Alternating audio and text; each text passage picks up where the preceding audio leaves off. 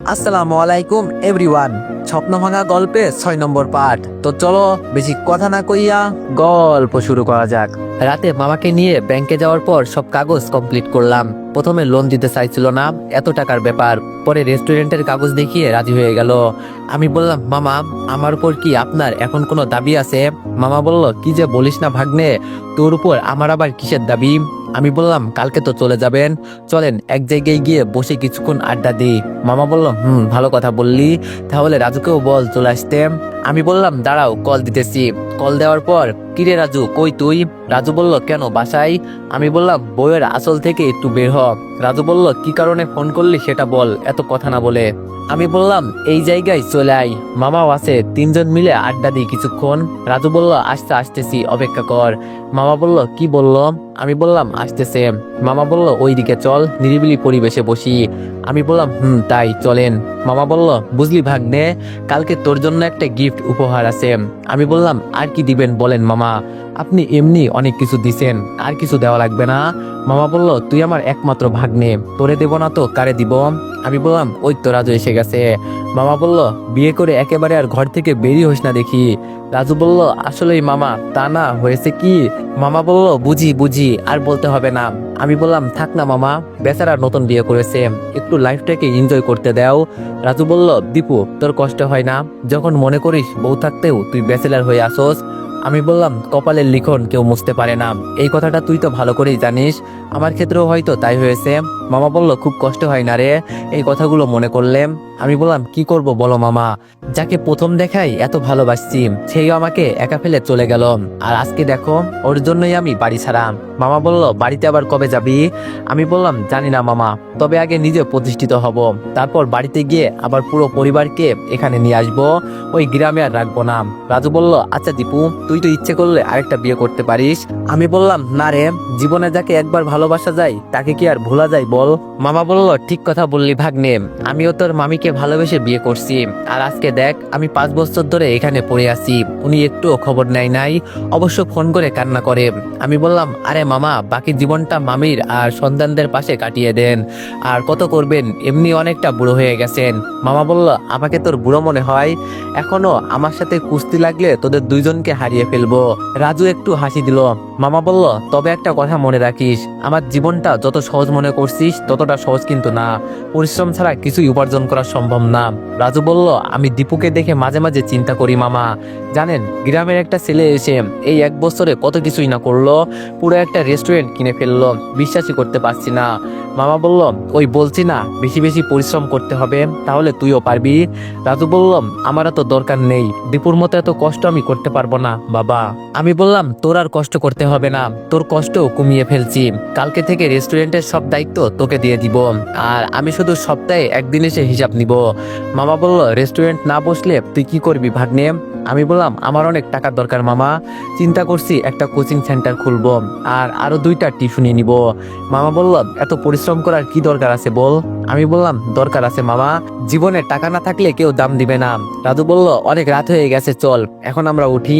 মামা বলল, চল। বাসার উদ্দেশ্যে হাঁটতে লাগলাম। বাসার ভিতরে গিয়ে বললাম, মামা একটা কথা বলতে চাই। মামা বলল, বল। আমি বললাম, আমি একটা খবর শুনছি, আমাদের পাশে রেস্টুরেন্টটা আছে না? মামা বলল, আমি বললাম, ওটাও হয়তো বিক্রি করে দিতে পারে, ওইটা যখনই বিক্রি করে দিবে তখনই আমি কিনে ফেলবো, এই জন্য টাকা জমাচ্ছি। মামা বলল, তোর বুদ্ধি আছে, তুই জীবনে বহুত কিছু করতে পারবি, এটা আমি জানি। আমি বললাম, শুধু দোয়া করিয়েন মামা। খাবার খাওয়া শেষ করে মামা বলল, আচ্ছা এখন ঘুমাতে যা, কালকে সকালে রাজুকে সব বুঝিয়ে দিয়ে পরে দলিল করতে যাব। আমি বললাম, ওকে মামা। বিছানায় গিয়ে শুয়ে আছি আর চিন্তা করছি কি থেকে কি হয়ে গেলাম, আগে ছিলাম কি আর এখন হয়েছে কি।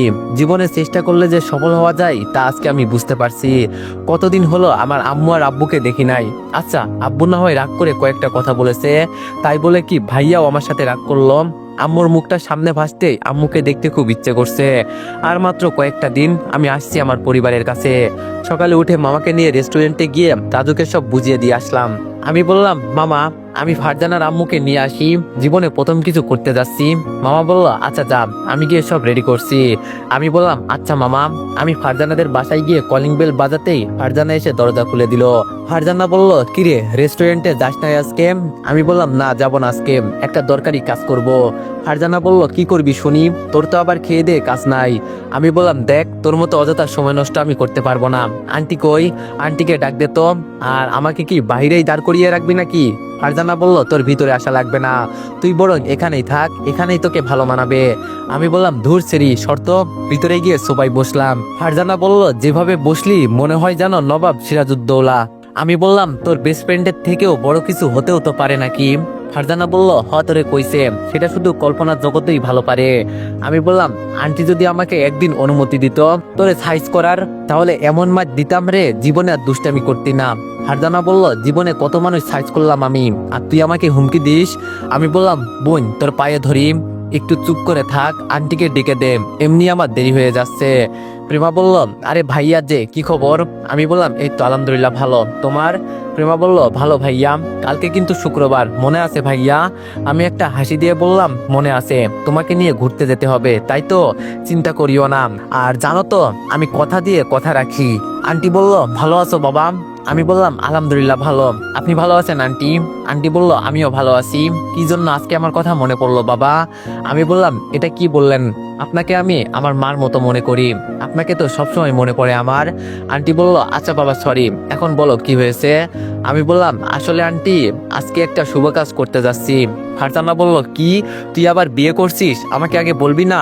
আমি বললাম তোর কথা বলা হয়েছে, চুপ থাক আর আমাকে বলতে দে। ফারজানা বলল আচ্ছা চুপ করলাম বল। আমি বললাম আসলে হয়েছে কি আন্টি, মামা আজকে রাতে বিদেশে চলে যাবে আর দেশে আসবে না, আর ওনার রেস্টুরেন্টটা আমি কিনছি, আর আমার তো এই শহরে কেউ নাই, আর আজকে এত দলিল মামা গেছে যদি। আন্টি বলল এটা বলতে এত দেরি করলাম, এটা তো খুশির খবর বাবা, ভালো তুমি কিছু করতে পারছো, আমি অনেক খুশি হয়েছি। আর দাঁড়াও আমি রেডি হয়ে আসতেছি। আমি বললাম ধন্যবাদ আন্টি। ফারজানা বলল তাহলে তো আজকে থেকে আমরা তো রেস্টুরেন্টে ফ্রিতে খেতে পারবো। আমি বললাম তোর জন্য ডাবল রেট, তুই যখন খাবার খেতে যাবি তখন তোর কাছ থেকে ডাবল রেট নিব। ফারজানা বলল কুত্তা বিলাই দেখে নিব তোরে। প্রেমা বলল আমি তো ফ্রিতে খেতে পারবো নাকি? আমি বললাম আমার ছাত্রীর জন্য সবসময় ফ্রি খাবার। আমি বললাম কিরে তোরা দাঁড়িয়ে আছোস কেন, নাকি তোদেরও আলাদা করে বলতে হবে? ফারজানা বলল আম্মুকে নিতে আসছোস, আম্মুকে নিয়ে যা, আমরা গিয়ে কি করব, আর তুই তো আর আমাদের নিতে আসছোস নাই। আমি বললাম তবে রে দাঁড়া। ফারজানা বলল রাগ করিস কেন, যাচ্ছি তো। ফোনটা বের করে রাজুকে কল দিয়ে বললাম বিকালে আমরা সবাই রেস্টুরেন্টে এসে খাবো। তো সবাই মিলে চলে গেলাম রেস্টুরেন্ট, আমার নামে দলিল করলাম, কিন্তু মামা আরেকটা কাগজ আমার সামনে এনে দিল, বলল সাইন কর। আমিও করে দিলাম, কারণ মামা আমার জন্য যা করবেন ভালোই করবেন। আমি বললাম এটা কি মামা, এটা আবার কিসের দলিল? মামা বলল আমি বলছিলাম না তোরে গিফট দিব, ওইটাই হলো তোর গিফট।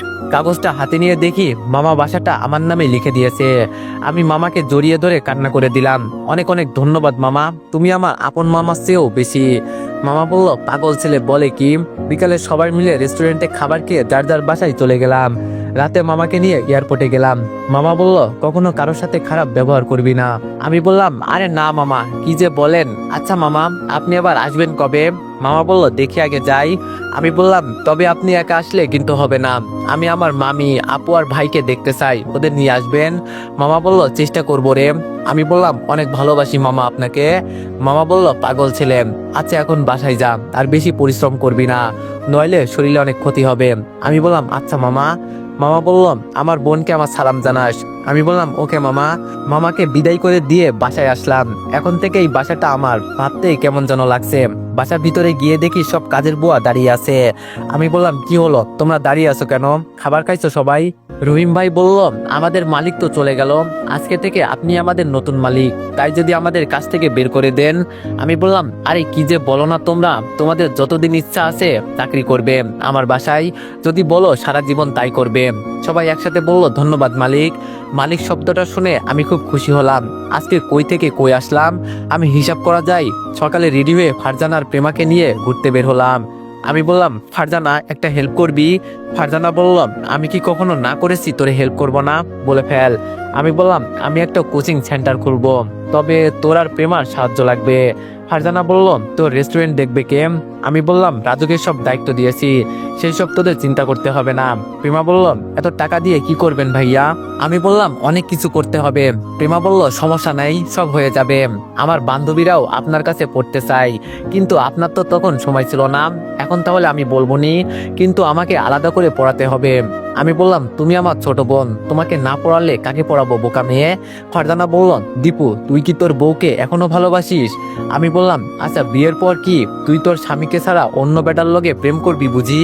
ফারজানা বলল, তুইও না। আমি বললাম, তবে আজকে তোরে বোরকাতে অনেক সুন্দর লাগছে জানিস। প্রেমা বলল, ভাইয়া ফুচকা খাবো চলো। আমি বললাম, আহারে কি যে এক খাবার পেলি তোরা, বুঝি না এত প্রিয় কেন তোদের? ফারজানা বলল, তোর বুঝতে হবে না, চল। ফারজানা আর প্রেমা ফুচকা খাচ্ছে, হঠাৎ একটা মেয়ে এসে ফারজানাকে জড়িয়ে ধরলো। ফারজানা বলল, আরে মাহি, তুই কেমন আছোস এতদিন পর? ভালো রে। এটা কি দুলাভাই নাকি? ফারজানা বলল, চুপ, কি যে বলিস, ও আমার বেস্ট ফ্রেন্ড। ও তাই বল। এভাবে ওদের নিয়ে বিকাল পর্যন্ত ঘুরে বাসায় চলে গেলাম। দেখতে দেখতে 4.5 বছর চলে গেল। এখন আমি অনেক টাকার মালিক, 2টা রেস্টুরেন্ট, একটা বাড়ি আর একটা মাইক্রো আছে। তবে মাইক্রোতে আমি কোনো ড্রাইভার রাখি না, আমি নিজেই চালাই। তবে এখন আর কোচিং পড়াই না, শুধু প্রেমাকেই পড়াই আর রেস্টুরেন্ট দেখাশোনা করি। তবে গত বছর ফারজানার বিয়ে হয়েছে, অবশ্যই একটু দেরিতে, তবে ছেলেটা অনেক ভালো। বাসায় বসে চিন্তা করছি, অনেক দিন তো হয়ে গেল, 4 বছর 6 মাস, এখন তো আমি প্রতিষ্ঠিত, এখন বাড়িতে যেতে হবে। খুব ইচ্ছে করছে পরিবারের সাথে সময় কাটাতে। দেখি কালকে বিকালে দেশের বাড়িতে যেতে পারি। সকালে 2 রেস্টুরেন্ট, সবকিছু বুঝিয়ে বললাম, আমি আস্তে আস্তে হয়তো একটু দেরি হতে পারে, সবকিছু সামলে রাখবে। আর বাসার সব কাজের লোকদের 15 দিনের ছুটি দিলাম। প্রেমা বলছিল আমার সাথে যেতে, কিন্তু নেই নাই। প্রথমে আমি যাই, পরে ওকে আর আন্টিকে ফোন করে নিবনি। বিকালে সবকিছু রেডি করে মাইক্রো নিয়ে রওনা দিলাম বাড়ির উদ্দেশ্যে। অনেক রাত হয়ে গেল, প্রায় 10টার মতো। হোটেলের সামনে গাড়িটা পার্ক করে একটা রুম বুক করলাম। রাত জেগে থাকা যাবে না, বাসায় থাকলে থাকতে পারতাম, কিন্তু ভাবি নাই মাঝপথে এসে এত ঘুম ধরবে। যাক, হালকা কিছু খেয়ে ঘুমিয়ে গেলাম। আবার খুব সকালে উঠে রওনা দিলাম। দেখতে দেখতে আমাদের গ্রামের কাছে এসে গেলাম। সকাল প্রায় 10টার মতো বাজে। গ্রামের রাস্তা দিয়ে যখন মাইক্রো ঢুকাই, অনেকেই তাকিয়ে আছে। আমাদের গ্রামে সাধারণত কারো মাইক্রো নেই, হয়তো এজন্য। একটু সামনে দেখি একটা হাসপাতাল, তার মানে এটা নতুন হয়েছে, বলতে পারি না। গাড়িটা নিয়ে একেবারে বাড়ির সামনে চলে গেলাম। কি আমার বাড়ির সামনে এত মানুষের ভিড় কেন? আমি যে গাড়ি নিয়ে আসছি সেই দিকে কারোর নজর নাই, সবাই দেখি ভিতরে তাকিয়ে আছে। আর মানুষের ভিড়ের জন্য কিছু দেখা যাচ্ছে না। গাড়িটা একটা সাইড করে রেখে আমি উকি দিয়ে দেখার চেষ্টা করলাম কি চলছে ভিতরে। দেখে তো আমার মাথায় রক্ত উঠে গেছে। আমার বাবা নিচে পড়ে আছে, আর ভাইয়াকে 3জন ছেলে মিলে মারছে, আর সবাই চেয়ে চেয়ে দেখছে। আমার মাইক্রোতে আমি সবসময় হকি স্টিক রাখি, কারণ কখন কার সাথে ঝগড়া হলো। দৌড় দিয়ে হকি স্টিক নিয়ে ভিড় ঢেলে ভিতরে ঢুকেই সব কয়টাকে একাই মারতে লাগলাম। সবাই ভূত দেখার মতো তাকিয়ে আছে। এতদিন পর আমি ফিরে আসছি, ছেলেগুলোকে মারতে মারতে এমন অবস্থা করলাম উঠতে পারে না। ভাইয়া আমাকে জড়িয়ে ধরে বলল, ভাই ছেড়ে দে, নইলে ছেলেগুলো মারা যাবে। আমি বললাম, ছাড় আমাকে, ওরা আমার বাবার গায়ে হাত দেয় কি করে, কত বড় সাহস। ছেলেগুলো আস্তে আস্তে উঠে চলে গেল আর বলল, তোরে দেখে নিবনি। আমি বললাম, এই মাদার চোদ, তুই দেখবি কি, দাঁড়া, এখানে আজকে তোরে খেয়ে ফেলবো। সব কয়টা চলে গেল। আমি বললাম, আমাকে ছাড় ভাই। হকি স্টিকটা হাতে নিয়ে ফোনটা বের করে ফারজানাকে কল দিলাম। ফারজানা বলল, কিরে দীপু, তোর কি খবর? আমি বললাম, ভালো না বন্ধু। ফারজানা বলল, তোর কি হয়েছে, আর তোর কণ্ঠ এমন শোনা যাচ্ছে কেন, কি হয়েছে বল। আমি বললাম, তুই তো জানিস আমি আজকে দেশের বাড়িতে আসছি। ফারজানা বলল, জানি, কি হয়েছে সেটা বল। আমি বললাম, ওরা আমার বাবা আর ভাইকে একা পেয়ে মারছিল, এসে দেখি। ফারজানা বলল, কি এত বড় সাহস, তুই তোর বাসার লোকেশনটা দে, আমাকে আবার আগের রূপে আসতে হবে। বন্ধু তুই চিন্তা করিস না, আমি সবকিছু নিয়ে আসছি, একটা কিছু করব তোদের ওখানে। আমি বললাম, প্রেমাকে নিয়ে আসিস তো, আর তাড়াতাড়ি আয়, ওরা নাকি আমাকে দেখে নিবে। ফারজানা বলল, চিন্তা করিস না, আমার বন্ধুকে কে কি করে দেখে নিব, তুই শুধু অপেক্ষা কর, শালাকে ঘর থেকে টেনে বের করব। আমি বললাম, আচ্ছা ফোন রাখি। ফারজানা বলল, ওকে, সাবধানে, তুই কোনো চিন্তাই করবি না। আমি বললাম, ফোন রাখার পর দেখি সবাই আমার দিকে তাকিয়ে আছে। দৌড়ে একটা চিৎকার দিয়ে বললাম, কি চাও এখানে তোমরা? নাকি আমার বাবার ভাইকে ওরা মারতে চাইছে সেটা দেখতে চাও? এটা বলার পর সবাই চলে গেল। আমার শরীর রাগে কাঁপছে। আম্মু আমার কাছে এসে জড়িয়ে ধরে কান্না করতে করতে বলল, বাবা কতদিন পর তুই এলি। আর এসেই আমার রাগ নিমিষেই পানি হয়ে গেল। আমিও আম্মুকে জড়িয়ে ধরে বললাম, আম্মু তুমি কান্না করিও না, আর কেমন আছো তুমি? আম্মু বলল, অনেক ভালো আছি বাবা। আম্মুকে ছেড়ে বাবার কাছে গেলাম। বাবা তোমার কিছু হয় নাই তো? আমাকে মাফ করে দাও, আমি থাকলে আজকে আর এমন হতো না। বাবা বলল বাদ দে এগুলো, এখন বল এতদিন কিভাবে পারলি বাবার উপর রাগ করে থাকতে? আমি না হয় দুইটা কথা বলছি রাগ করে, তাই তুই চলে যাবি? আমি বললাম এইসব কথা পরে হবে বাবা, এখন বলো ওরা কারা ছিল যারা তোমার উপর আঘাত করেছে? বাবা বলল রিয়ার চাচাতো ভাইয়েরা। আমি বললাম কি থেকে কি হয়েছে আমাকে বুঝিয়ে বলো। ভাইয়া বলল এতদিন পর তুই এলি, বাদ দাও না বাবা এইসব। আমি বললাম ভাইয়া তুই চুপ থাক, কি হয়েছে বলো বাবা আমাকে। আম্মু বলল বাবা আগে ঘরে চল পরে শুনবি। আমি বললাম না শুনে আমি ঘরে যাব না। বাবা বলল তুই চলে যাওয়ার 4 বছর পর বৌমা সরাসরি আমাদের বাসায় ওঠে, এতদিন তো খুব ভালোই ছিল। পরের দিন ওর বাবা খবর নিয়ে ওকে নিয়ে যায় আর কি সব উল্টাপাল্টা বুঝিয়ে দেয়। এরপর থেকে আমাদের সাথে কোনো যোগাযোগ নেই। একবার তোর ভাবি গিয়েছিল বৌমাকে আনতে, পরে ওরা তোর ভাবিকে অপমান করে বের করে দেয়। এরপর থেকে আমাদের সংসারে অভাব লেগেই থাকে। বৌমা তো বড় ডাক্তার, তোর ভাই যেখানে চাকরি করত বৌমা তোর ভাইয়ের নামে বলে ছেলেটা ভালো না, গাঁজা খায় ইত্যাদি, আরো অনেক কিছু বলে তোর ভাইয়ের চাকরি খেয়ে নেয়। এরপর থেকে কিছু জমি করি, কিন্তু ওদের যন্ত্রণায় অতিষ্ঠিত হয়ে পড়ছি। আর আজকে সকালে তোর ভাই যেই বাসা থেকে বের হবে সেই সময় ওরা এসে মারা শুরু করে। আমি যেতেই আমি বললাম ব্যাস বাবা আর বলতে হবে না, আমি বুঝে গেছি, কাউকে ছাড়বো না, সব কয়টাকে দেখে নিব আমি।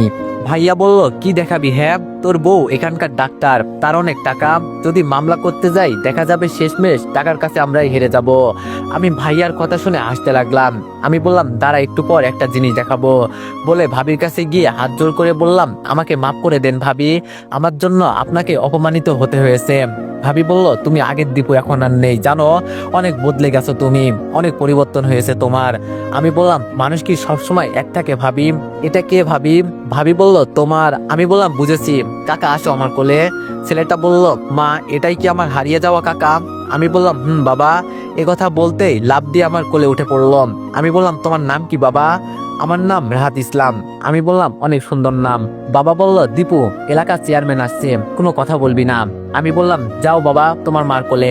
চেয়ারম্যান বলল কি শরীর নাকি খুব গরম হয়েছে তোমার ছেলের, ফিরে আসছে দেখে তাই জন্য নাকি? বাবা বলল আসলে আমাকে মারতে দেখে আমার ছেলে রেগে গেছে তাই বলে ওই ছেলেগুলোকে এভাবে মারবে, খুব সাহস বেড়ে গেছে তাই না? আগামীকাল সকালে তোমার ছেলের বিচার হবে। আমাকে দেখে বলল এই ছেলে নাকি? আমি কাছে গিয়ে বললাম আসসালামু আলাইকুম, ভালো আছেন? ভালো। তোর নাকি খুব সাহস হয়েছে, তো এতদিন কোথায় ছিলি? আমি বললাম কত টাকা দিল ওদের পক্ষ থেকে কথা বলার জন্য? আমি আবার অন্যায় সহ্য করতে পারি না, তো এজন্য আমার সাথে যদি যুদ্ধ হয় আমি তাও করতে রাজি আছি। ভাইয়া বলল কি বলছিস দীপু, উনি আমাদের এলাকার চেয়ারম্যান। আমি বললাম কিসের চেয়ারম্যান? তোদের যখন মারছিল তখন কইছিল আর আসছে ওদের পক্ষে কথা বলতে। চেয়ারম্যান বলল খুব ডানা গজাইছে না, কালকে দেখে নিব। আমি বললাম তোরে তো। আম্মু বলল ভাই সাহেব ছেলে মানুষ কিছু বোঝে না, মাফ করে দেন। চেয়ারম্যান বলল এখন কিছু বলবো না, সকাল 10টায় তোর বিচার হবে। আমি বললাম এই মাদারবোর্ড যা তুই কি করতে পারিস করিস। চেয়ারম্যান রাগ করে চলে গেল। আম্মু বলল বাবা এভাবে না বললেও পারতি, এখন কি থেকে কি করে এসেই কেমন ঝামেলায় পড়লি তুই, বলে কান্না করতে লাগলো। আমি বললাম আম্মু তোমার ছেলেকে কি মনে হয়? ভাইয়া বলল এই মাইক্রো কার আবার? আমি বললাম এই নে চাবি, তুই আবার ড্রাইভিং করতে পারিস, ঘুরতে যাবি। হাত বলল কাকা এই গাড়িটা আমাদের। আমি বললাম তোমার দাদির। আম্মু বলল সত্যি বাবা এটা তোর? আমি বললাম জি আম্মু এটা তোমার ছেলের। আর এত ভয় পাও কেন, ভিতরে চলো সব বলছি। বাড়ির ভিতরে গিয়ে দেখি একদম নাজেহাল অবস্থা। আমি বললাম আম্মু বাড়ির এমন অবস্থা হলো কি করে? বাবা বলল আমাদের তো এত টাকা নাই বাবা, তাই কি করব বল। আমার চোখ দিয়ে পানি পড়ছে, কোনো কথা বলতে পারছি না। আম্মু বলল বাবা তুই কান্না করছিস কেন? আমি বললাম তোমার ছেলের এত টাকা মা, হিসাব করেও বের করতে পারি না কত টাকা, আর আমার পরিবারের আজকে এই অবস্থা। ভাবি বলল কি বলছো ভাই, কিছুই তো বুঝতে পারছি না। আমি বললাম ঢাকা শহরে আমার 2টা রেস্টুরেন্ট আছে আর একটা নিজস্ব বাসা আছে, আমার তো কোনো টাকা পয়সার অভাব নেই, আর আজকে আমার পরিবার। আম্মু বললাম আমি বলছিলাম না দেখিও আমার ছেলে অনেক বড় হবে, দেখ আজকে আমার স্বপ্ন আমার ছেলে পূরণ করছে।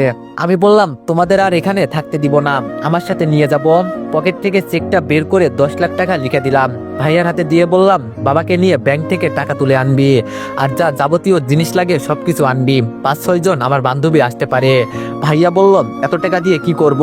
আমি বললাম খরচ করবি, তোর ভাইয়ের টাকার অভাব নেই, এতদিন অনেক করলি আমার বাবা মার জন্য, আজকে আমি না হয় করি তোদের জন্য। ভাইয়া আমাকে একটা চড় দিয়ে বলল খুব বড় হয়ে গেছিস তাই না রে? আমি ভাইয়াকে জড়িয়ে ধরে কান্না করতে লাগলাম। আমি বললাম এই নে চাবি, আর কেউ যদি জিজ্ঞেস করে এটা কার বলবি আমার আম্মুর। বাবা বলল আমি সত্যি আজকে অনেক অনেক খুশি। ভাইয়া বলল চালাতে পারবো, অনেকদিন হলো তো। আমি বললাম আরে পারবি, আর এটাকে ভেঙে ফেললেও সমস্যা নাই, নতুন আরেকটা কিনে ফেলবো। আম্মু এসে মারতে লাগলো। আমি বললাম মারছো কেন আম্মু? আম্মু বলল এত টাকা হয়েছে না তোর? আমি বললাম জানো আম্মু, তোমাদের ছেড়ে যখন গিয়েছি এত এত পরিশ্রম করেছি, রাত দিন কিছুই ছিল না আমার কাছে, তখন শুধু দরকার ছিল আমার টাকার, এখন আমার কাছে টাকা হয়েছে, এখন আমার দরকার শুধু আমার পরিবার। আম্মু বলল আমি জানতাম তুই ফিরে আসবি। রাহাত বলল বাবা আমিও যাব তোমার সাথে, গাড়িটা কিন্তু আজকে থেকে আমার। আমি বললাম কাকা যাও, গাড়ির মালিক তো তুমি। ভাইরে এসে ভাইয়াকে হালকা করে দেখিয়ে দিলাম কিভাবে কি করতে হয়। ভাইয়া বলল সমস্যা নেই, এখন আমি পারবো, কিন্তু তুই ড্রাইভার রাখিস না কেন? আমি বললাম অযথা কাউকে টাকা দেওয়ার ইচ্ছা নেই আমার, এত কষ্টের টাকা আমার। ভাইয়া বলল দেখছো আম্মু তোমার ছেলে কেমন কিপটা? আমি বললাম কি গো আম্মু, কিপটা না হলে টাকা জমানো যাবে? বাবা হাসতে হাসতে গাড়ির কাছে আসলো। আমি গিয়ে বাবাকে দরজা খুলে দিলাম। বাবা বলল ছেলে আমার সত্যি অনেক বড় হয়ে গেছে। আমি বললাম ভাইয়া দরকার হলে কাপড়ের দোকানগুলো কিনে নিয়ে আসবি, যাতে বাবা মা আর ভাবির কোনো কমতি না থাকে, টাকা লাগলে বলবি। ভাইয়া বলল আর আমি বুঝি পর হয়ে গেলাম? আমি বললাম তুই এখন ড্রাইভার। রাহাত বলল কি মজা কি মজা, বাবা ড্রাইভার হয়ে গেছে। আমি বললাম তুমিও যাও আম্মু। আম্মু বলল না বাবা, অনেকদিন পর তুই আসলি, ভিতরে চল। আমি বললাম ভাবি চেহারা আগের থেকে শুকিয়ে গেছে কেন, অনেক মোটা হতে হবে কিন্তু। ভাবি বলল সমস্যা নেই, রেস্টুরেন্টে গিয়ে খাবার খেয়ে মোটা হয়ে যাব। বাসার ভিতরে গিয়ে বসলাম। আম্মু বলল বাবা তুই আসতেই যে ঝামেলায় জড়িয়ে গেলি, এখন কি হবে? আমি বললাম আরে আম্মু এসব নিয়ে তোমাকে চিন্তা করতে হবে না। আম্মু বলল ফোন করে কাদের আসতে বলছিস? বাবা আমাকে কথা দে আর ঝামেলা করবি না, এমনি অনেকদিন পর তুই আসছিস। ভাবি বলল ভাই আম্মু ঠিকই বলেছে। আমি বললাম কারা আসছে তুমি এটা জানো? আম্মু বলল কারা? আমি বললাম এক একটা মন্ত্রী মেজরের মেয়ে, কি মনে হয় তোমার ছেলে এমন পজিশনে গেছে এই পুরো গ্রামকে একাই কন্ট্রোল করতে পারবে। ভাবি বলল এই গরিবের বাড়িতে ওরা থাকবে তো? আমি বললাম আরে ভাবি এটা নিয়ে চিন্তা করতে হবে না, ওরা আমার বান্ধবী, যেখানেই বলবো সেখানেই থাকবে। ভাবি বলল আচ্ছা আমি তাহলে ঘরগুলো গুছিয়ে রাখি। আমি বললাম আম্মু আমাকে কিছু খেতে দিবা না, অনেক খিদা পেয়েছে, সেই রাত থেকে কিছুই খাই নাই। আম্মু বলল সত্যিই তো আমার মনেই ছিল না। আম্মু রান্না করে গিয়ে ডিম ভাজি করে আমাকে খাইয়ে দিল, সত্যি মাত তুলনা হয় না। বাবা একটা কথা বলবো? আমি বললাম ছেলের কাছ থেকে কেউ অনুমতি নাই বলো মা। আম্মু বলল এত টাকার গরম দেখাবি না, মানুষ কি বলবে। আমি বললাম আমি কি বাইরে দেখাচ্ছি আমার মার কত টাকা আছে, এটা আমি দেখাবো না? আমি তো এগুলো দেখাতাম না, ওদের কারণে এগুলো দেখাতে হয়েছে। আম্মু বলল বাবা মেয়েগুলো এসে তো ঝামেলা করবে না? আমি বললাম ওদের তো আমি ভয় পাই, যখন দেখি ঝগড়া করে, তবে আমি ওদের কন্ট্রোল করতে পারি, চিন্তা করিও না। আম্মু বলল নতুন করে আর কোনো ঝামেলা করিস না। হঠাৎ দেখি ফোনটা বাজতেছে, ফারজানার জামাই কল দিয়েছে। আমি বললাম ভাইয়া আপনাকে কিছু চিন্তা করতে হবে না, ও এখানে একদম নিরাপদ থাকবে। ফারজানার জামাই বললাম ভাই ওকে খুব রাগ করে বের হতে দেখলাম, বেস্ট ফ্রেন্ড তো তুমি, হয়তো তোমার কিছু হয়েছে আন্দাজ করতে পারছি, যাই করিও না কেন মনে রাখিও ওর পেটে আমার 2 মাসের বাচ্চা। আমি বললাম আপনার সাথে কথা নাই মিয়া, আমার মিষ্টি কই? ফারজানার জামাই বলল আরে তোমাকে না খাওয়াইলে ফারজানা রাখবে আমাকে, চিন্তা করিও না, সময় মতো পেয়ে যাবে। আমি বললাম ফারজানার জন্য চিন্তা করবেন না, আমাদের গ্রামটা ওকে দেখিয়ে আপনার কাছে পাঠিয়ে দিব। ফারজানার জামাই বলল তাহলে ঠিক আছে, ভালো থাকিও বাই। আমি বললাম ওকে।